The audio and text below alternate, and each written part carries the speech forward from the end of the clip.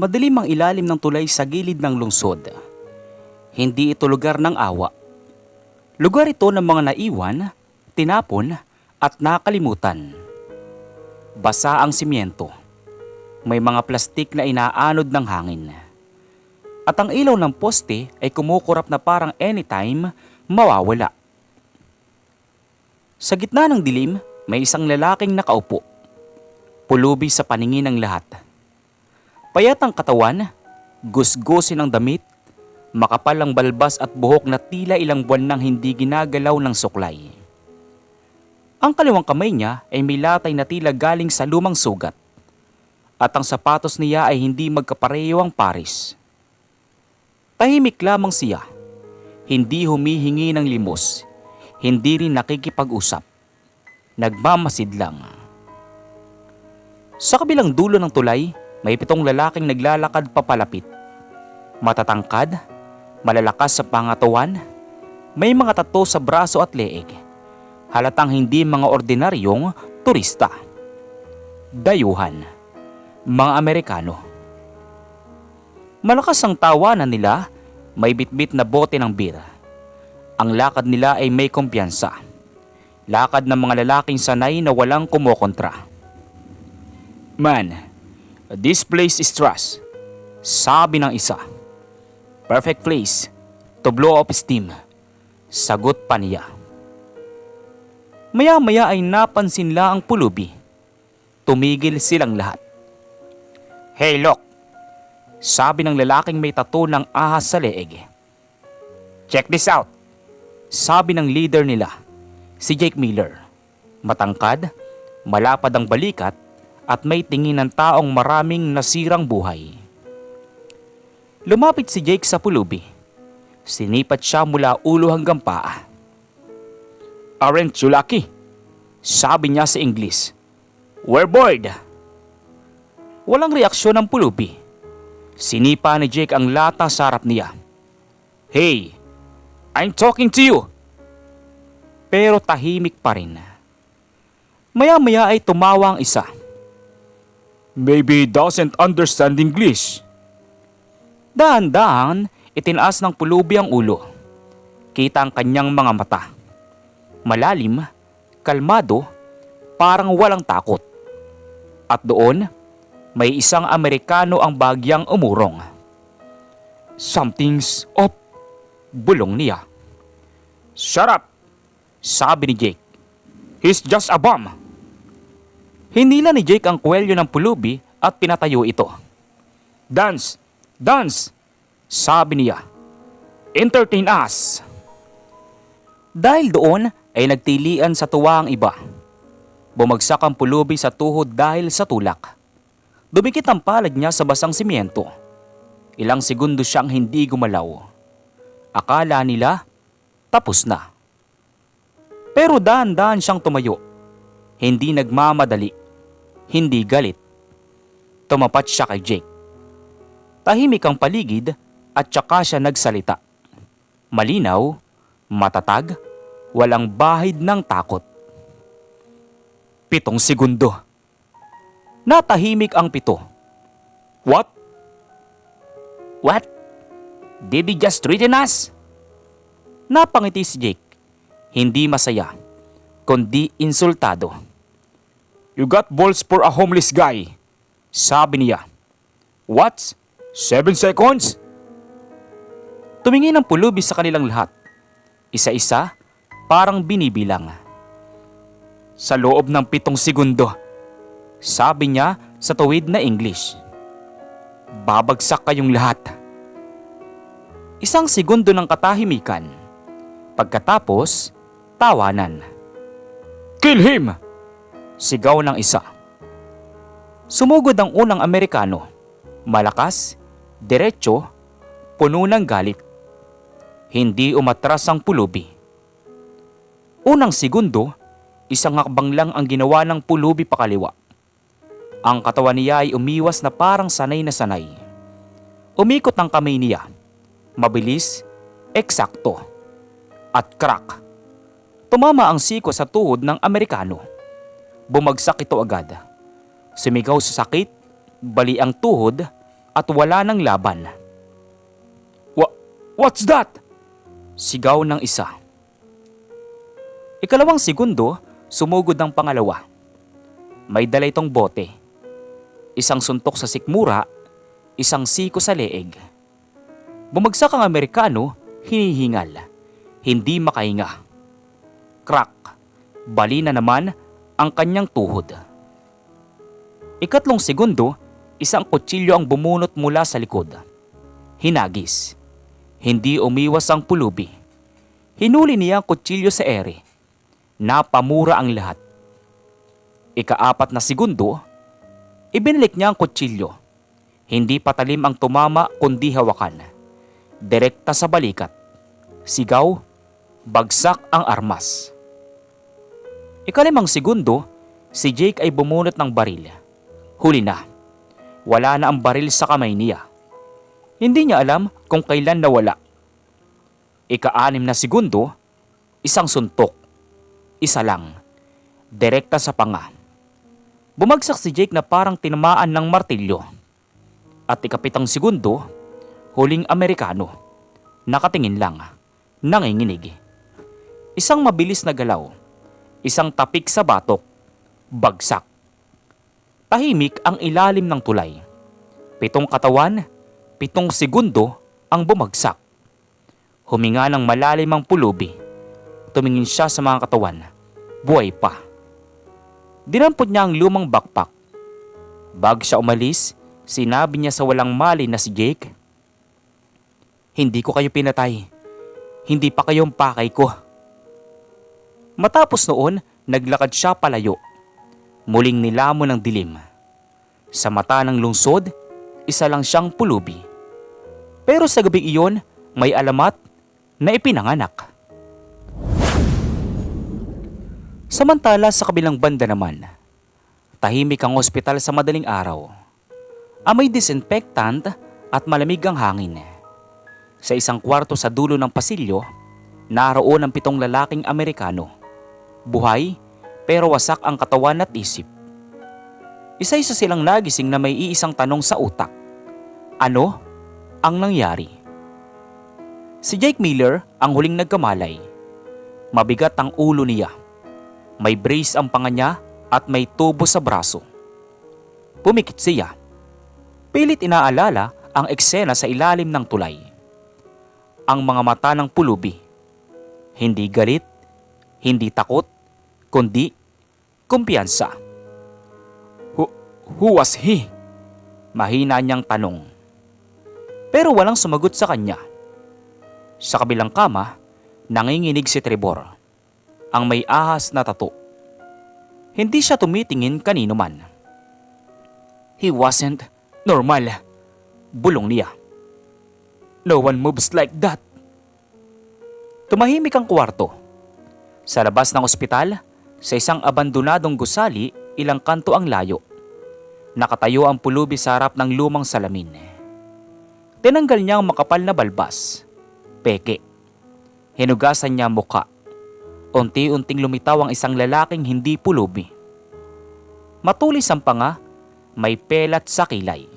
Matatag ang tindig. Walang iba, kundi si Elias Cruz. Binuksan niya ang backpack.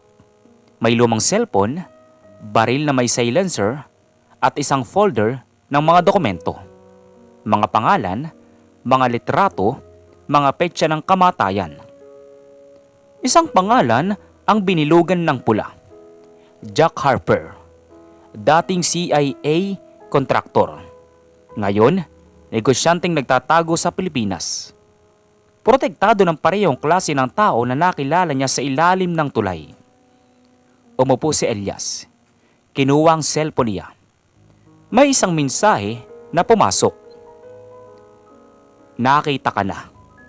Galing sa di kilalang mensahe.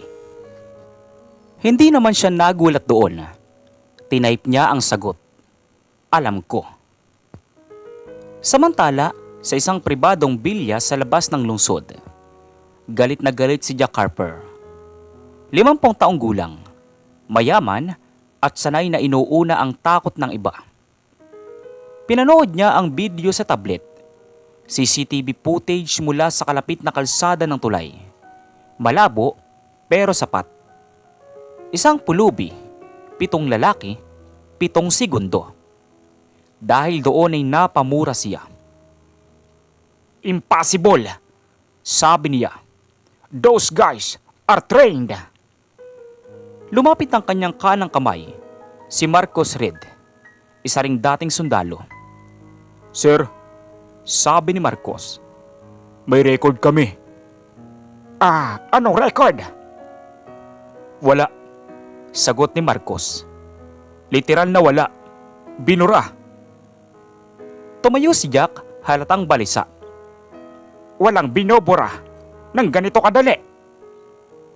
May tinype si Marcos sa laptop. Isang lumang code ang lumitaw. May isang pangalan, sabi niya. Mabagal. Isang alamat sa Black Ops community. Nagkatinginan silang dalawa. Si Elias Cruz. Namulang mukha ni Jack. Patay na yan, sabi niya. Ako mismo ang nag-utos. Apparently, boss, sagot ni Marcos. Hindi sapat. Samantala, gabi na naman. Nasa isang karinderya si Elias. Tahimik siyang kumakain. Walang may alam kung sino siya. Sa bulsa niya, naroon ang listahan. Isa-isang tatanggalin. May umupo sa harap niya. Isang lalaki. Pinoy, naka-hoodie. Hindi ka dapat bumalik, sabi ng lalaki sa mahinang boses. Hindi tumingala si Elias. Kailangan, sagot niya. Alam nila kung sino ka. Alam ko, matagal na, sagot niya ulit. Tumayo ang lalaki. Hindi na to katulad dati. Mas marami silang baril. Ngumiti ng bagya si Elias. Mas marami rin akong oras. Kinabukasan, kumalat ang balita sa underground. May pulubi na bumugbog ng 7 Amerikano. Hindi alam ng karamihan ng buong kwento. Pero alam ng tamang tao ang ibig sabihin. Bumalik si Elias Cruz. Sa ospital, may 2 lalaking nakaitim ang pumasok sa kwarto ni na Jake. Hindi sila doktor. Lumapit ang isa kay Jake. Describe him, sabi ng lalaki. Nilunok ni Jake ang laway. Hindi siya natakot, sabi niya. Parang alam niyang matatapos kami. Nagkatinginan ng 2 lalaki. Sa labas ng bintana, sa kabilang gusali, may nakamasid. Si Elias. Naka-hoodie, tahimik, hindi nagmamadali. Binilang niya ang oras sa sarilo. 7 araw. Iyon ang binigay niya sa sarili. 7 araw para buwagin ang lahat ng konektado kay Jack Harper. Tumalikod siya at naglaho sa dilim. Ang lungsod ay hindi pa handa. At ang mga nag-akala na patay na siya, muling matututong matakot. Unang gabi pa lang ng 7 araw, hindi na nag-aksaya ng oras si Elias Cruz. Sa isang lumang bodega sa pier, tahimik ang paligid. Ang mga ilaw ay patay. Tanging liwanag ng buwan ang sumisilip sa mga bitak ng bubong. Doon ginaganap ang palitan. Pera, armas, at impormasyon para sa sindikatong pinoprotektahan ni Jack Harper. 6 ang gwardya, lahat armado. Pinanood sila ni Elias mula sa taas ng container.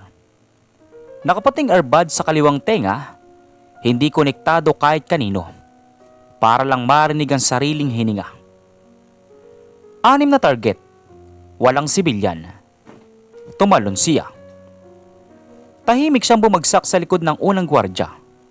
Isang kamay sa bibig, isang mabilis na puwersa sa leeg.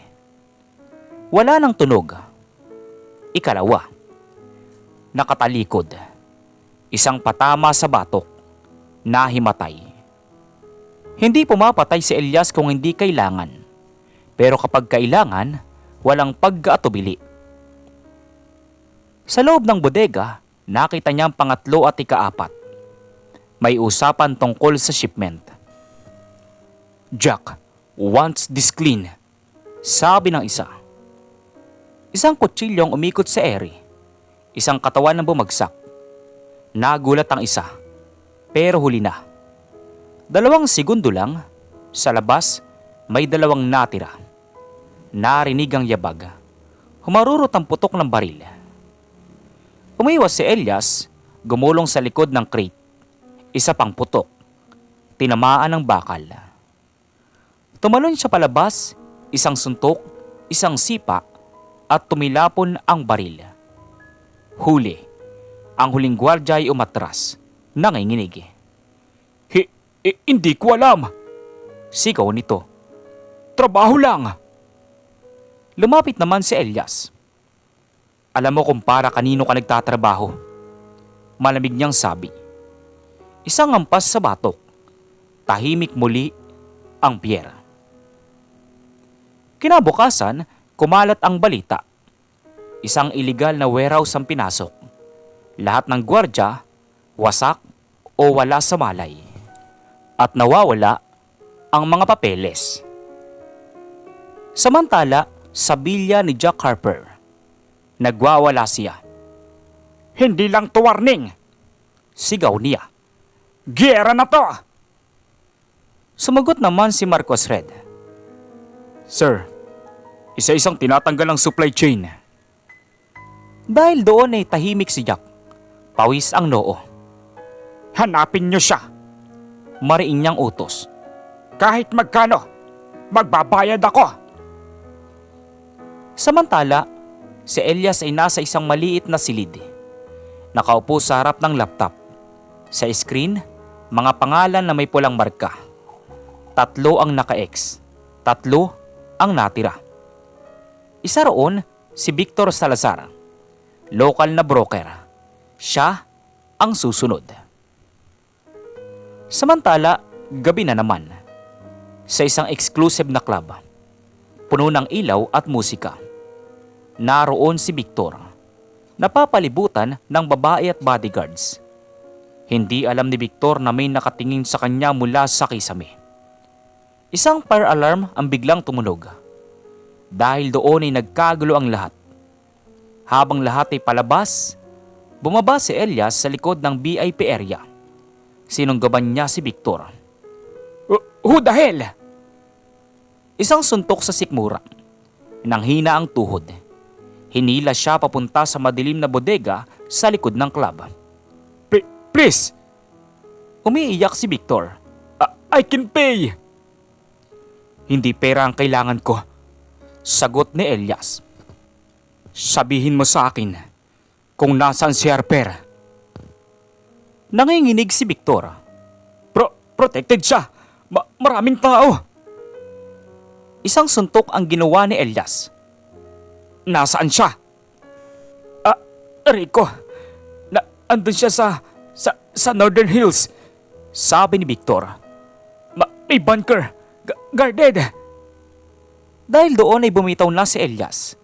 Hindi niya pinatay si Victor. Iniwan niya lang itong buhay. Pero sirang-sira. Sa huling oras ng gabi, nakatanggap ng tawag si Jack Harper. Walang numero. Isang boses ang narinig niya. Malamig, pamilyar. 3 na ang nabawas. 4 na araw na lang. Nanlaki ang mata ni Jack. Elias! Bulong niya. "Hindi kita hinabol noon. Ngayon, ikaw na ang huling pangalan." Ilang sandali pa ay napatay ang linya. Umupo si Jack. Nanginginig ang kamay. Sa dilim ng lungsod, patuloy ang paghahanda ni Elias. Hindi na siya pulubi. Hindi na siya nagtatago. Ito na ang paghukom. Tahimik ang Northern Hills sa hating gabi. Walang ilaw sa kalsada. Mga pine tree ang nakapaligid. At ang hangin ay malamig na parang may dalang babala. Sa gitna ng kabundukan, nakatago ang bunker ni Jack Harper. Konkretong istruktura, kalahating nakabaon sa lupa, parang sugat sa bundok. 12 gwardiya, thermal cameras, motion sensors, 2 snipers sa itaas. Pinag-aralan ni Elias Cruz ang lahat sa loob ng 2 araw. Ngayong gabi, tatapusin niya ang laro. Nasa isang burol siya, nakahiga, naka-camouflage. Sa mata ng iba, isa lang siyang anino. Sa lente ng sniper rifle, nakita niya ang unang bantay. Hinga, putok. Tahimik na bumagsak ang bantay. Hindi agad nataranta ang iba. Sanay ang sistema na ipalagay na hayop lang ang gumalaw. Gumapang si Elias pababa. Sa perimeter fence, inabot niya ang sensor. Isang mahinang click, patay ang alarma. Unang gwardiya sa gate, tinamaan ng standard. Bumagsak, nangingisay. Ikalawa, sinunggaban sa likod. Isang baluktot sa leeg, nahimatay. Sa loob ng bakuran, nagsimula ang totoong laban. Isang flashlight ang umilaw. Who's there? Sigaw ng gwardiya. Lumipad ang kutsilyo. Tahimik. Nagkagulo ang radyo. All units! Hindi natapos ang mensahe. Sumabog ang smoke grenade. Kumalat ang usok. Sa loob ng ulap, gumalaw si Elias. Mabilis, eksakto. Isang baril ang tinanggal. Isang suntok, isang katawan ang bumagsak. May putok, tinamaan ang braso ni Elias. Dumugo pero hindi siya uminto. Tumalon siya sa likod ng crate. Nag-reload. Isang sniper sa itaas ang nag-aim. Huli na. Isang putok mula sa baba. Tumahimik ang burol. Sa loob ng bunker, nagring ang alarma. Pula ang ilaw. Dahil doon ay nagpanik si Jack Harper. "Seal orders!" sigaw niya. "Where's Reed?" Si Marcus Reed ay nasa command room. Pinalood niya ang monitors. Isa-isang nawawala ang mga gwardya. Sir, nasa loob na siya." Nanlaki ang mata ni Jack. Impossible! Samantala, sa hallway ng bunker, naglakad si Elias. Mabigat ang yabag ng boots. May dugo sa manggas niya. Pero matatag ang tindig. 3 gwardya ang sumalubong. Sabay-sabay silang nagpaputok. Gumulong si Elias. Tumama ang bala sa pader, isang gwardya ang tinamaan sa tuhod at isa sa dibdib. Ang pangatlo ay umatras, pero inabutan. Isang suntok sa panga, isang sipa sa sikmura, sabay bagsak. Samantala sa command room, nanginginig si Jack. Marcos! Patayin mo siya! Tumango si Marcos. Kinuha ang assault rifle. Nagtagpo sila ni Elias sa isang pasilyo. Dating magkasama, dati silang magkakilala. Tapos na to, sabi ni Marcos. Matagal na, Marcos. Sagot naman ni Elias. Sabay silang nagputukan. Umalingaw-ngaw ang tunog ng bala sa makitid na pasilyo. Napunggo si Elias sa pader. Tinamaan ng kanyang balikat. Pero hindi siya umatras. Tinulak niya si Marcos palapit. Nagbuno sila. Suntok, siko, dugo. Si Marcos ang unang bumigay. Nahulog ang baril. Tinamaan siya ng siko sa leeg. Bumagsak. Huminga si Elias, hingalin, pero buhay. Tiningnan niya ang huling pinto. Command room. Sa loob, nag-iisa si Jack Harper. Hawak ang baril. Nanginginig ang kamay. Pagpasok ni Elias, nag-aim si Jack. Don't. Hindi ka sanay pumatay, sabi ni Elias. Stay back! Sigaw ni Jack. Lumapit si Elias. Dahan-dahan. Ilang taon mo akong pinaniwalang patay ako. Ngayon, kita mo ako, sabi ni Elias. Ginawa ko lang ang kailangan. Umiiyak na sabi ni Jack. Negosyo lang. Tumigil si Elias sa harap niya. Anong pangalan ng kapatid ko? Tanong niya. Napatahimik si Jack. Sabay may tumunog ng tunog ng baril. Tinamaan ang sahig sa tabi ng paa ni Jack. Anong pangalan? Ulit na tanong ni Elias. Lina, sagot ni Jack habang umiiyak. Tumango naman si Elias. 3 araw na lang. Aniya. Binaliktad niya ang mesa. Inilabas ang baril sa kamay ni Jack. Iniwan niya itong buhay. Dugo, takot, katahimikan. Lumabas si Elias ng bunker habang nagliliyab ang alarma.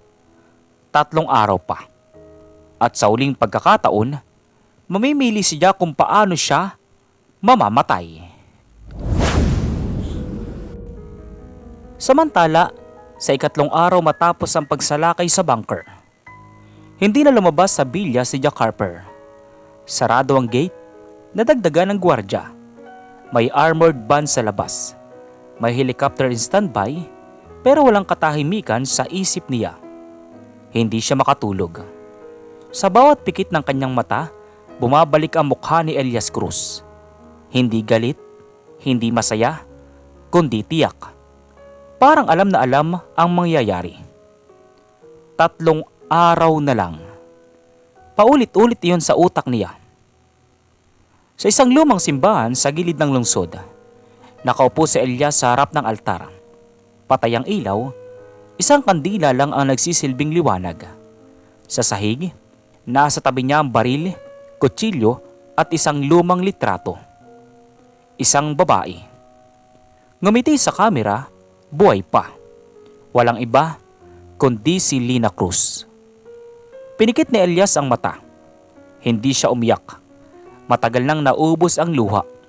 Ang natira, pangako. Tumayo siya. Ito na ang huli. Hating gabi, isang convoy ang umalis sa bilya ni Jack Harper. 2 SUV at isang armored van. Patungo raw sa airport. Ayon sa impormasyon, huling pagtakas. Hindi nila alam, sinusundan na sila. Sa isang madilim na bahagi ng highway, pumutok ang gulong ng lead vehicle. Biglang nagkagulo. Tumigil ang convoy. Bago pa makababa ang mga gwardya, boom! Isang flashbang, puting liwanag, sigawan. Lumabas si Elias mula sa dilim. Hindi siya nagtatago. Hindi na siya anino. Isa-isa niyang tinumba ang mga gwardya. Mabilis, tahimik, eksakto. Ang mga putok ng baril ay ilang segundo lang tumagal. Pagkalipas ng 1 minuto, katahimikan. Binuksan niya ang pintuan ng armored van. Sa loob, nanginginig si Jack Harper. Pawis na pawis, wasak ang dignidad. Please, I'll give you everything, sabi ni Jack. Hindi sumagot si Elias. Hinila niya si Jack palabas.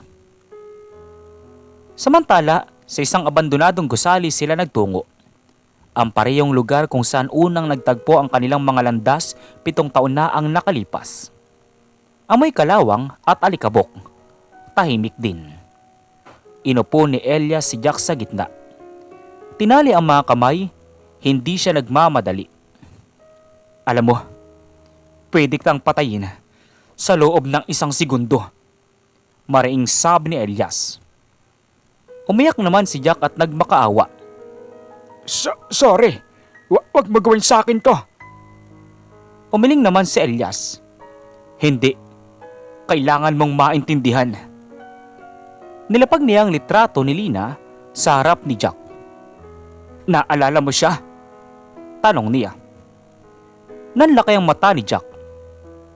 She was collateral, bulong niya.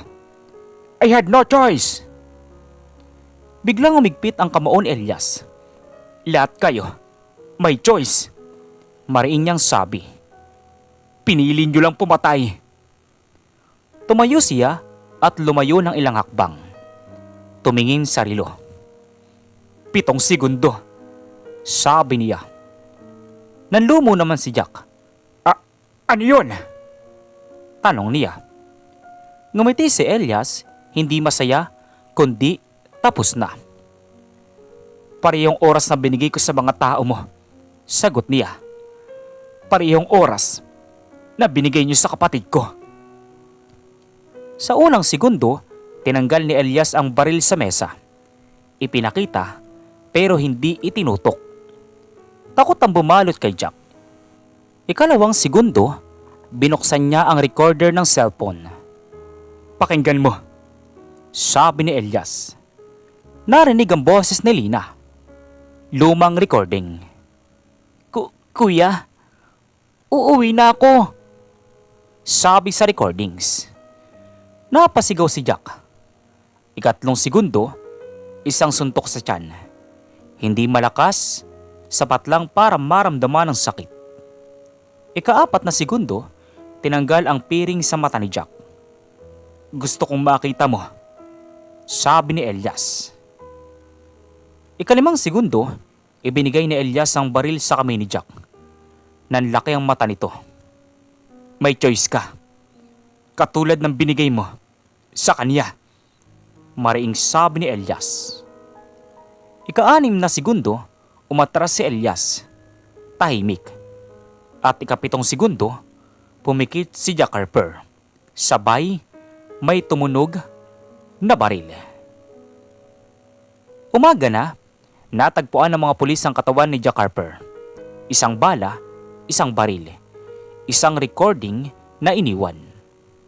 Lumitaw ang balita. Death ruled as suicide. Walang nabanggit tungkol kay Elias Cruz. Walang humabol. Walang nakakita. Sa ilalim ng tulay kung saan nagsimula ang lahat, may isang lalaking nakaupo. Gusgusin, tahimik, parang pulubi. May iniwang ukit sa bakal. Tapos na. Tumayo siya at naglakad palayo. Hindi bilang alamat, hindi bilang multo, kundi bilang taong tinupad ng pangako. At sa mundo ng karahasan, may iisang bulong na may iwan. Kapag may nagsabing 7 segundo, huli na ang lahat.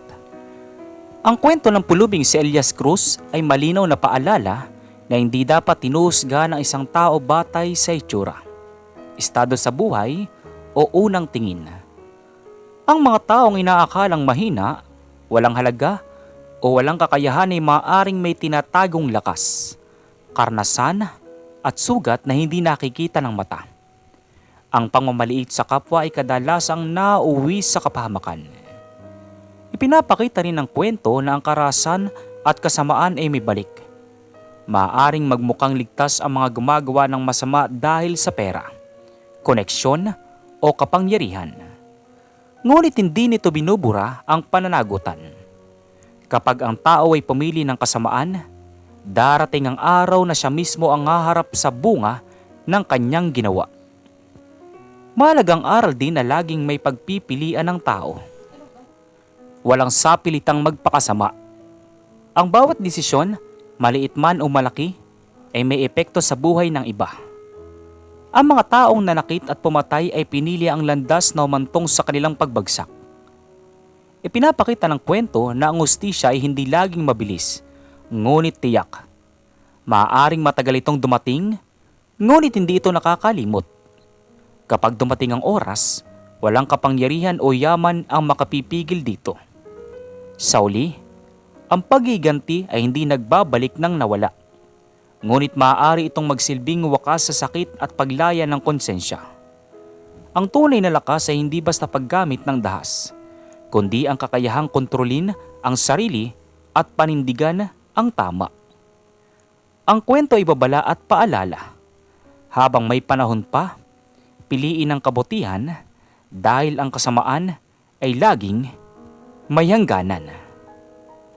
Kayo, ano pong masasabi nyo sa kwento natin ngayong araw? at kung ano mga aral po ang mga natutunan ninyo. Maaari nyo po bang i-comment doon sa baba doon sa comment section para muli ko pong mabasa. So once again, inuulit ko pong muli. Ako po si Tamokski TV. Kita-kita po tayong muli sa mga susunod pa nating maraming mga video. Thank you and God bless you all. Peace out.